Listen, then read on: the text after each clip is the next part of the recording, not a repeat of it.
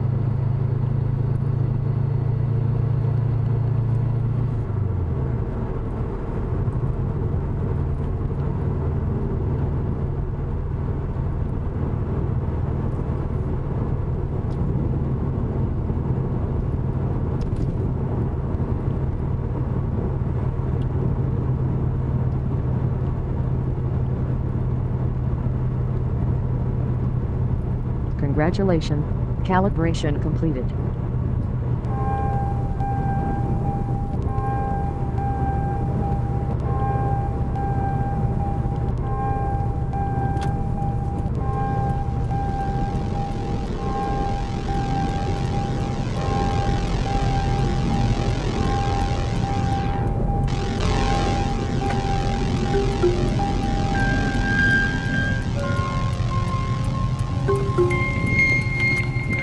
Cool.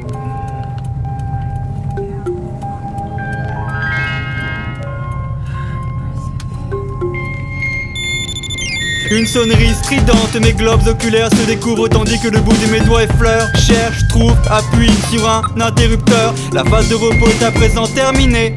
Mon corps est mou et moite, je dois le recharger. Une solution hydraulique me purifie. Je mélange le contenu d'un récipient avec le contenu d'un autre récipient. Ingère le tout, revêt ma protection de tissu, la ferme puis rejoins l'issue. Je vis dans les abords de la cosmopole. Avant que naisse un nouveau soleil, je dois pour les rejoindre pénétrer à l'intérieur d'un engin métallique qui, glissant sur des rails en acier, me transporte moi ainsi que quelques milliers de mes semblables vers notre secteur d'activité, afin que soit pompée puis transformée une part de notre productivité. La zone à laquelle je suis affecté s'appelle le centre, immense structure divisée en compartiments à l'intérieur desquels des pompes nous absorbent. L'aiguille sur le cadran indique que je suis à présent autorisé à exercer ma fonction. Muni d'un rayon laser, j'enregistre puis me dois de vérifier que les transactions sont OK. Pendant 5 tours de cadran, je me retrouve déshumanisé face à mes semblables, chacun repartant avec une dose de mon énergie. Bonjour, merci, la transaction est OK. Bonjour, merci, la transaction est OK. Ma productivité décroît proportionnellement à ma perte d'énergie. C'est pourquoi l'espace d'un tour de cadran il m'est permis de redevenir humain afin que je me régénère. J'évolue alors dans les allées du centre au beau milieu de mes congénères. Une règle implicite m'interdit de tenter toute communication avec eux si un contact antérieur n'a pas été établi.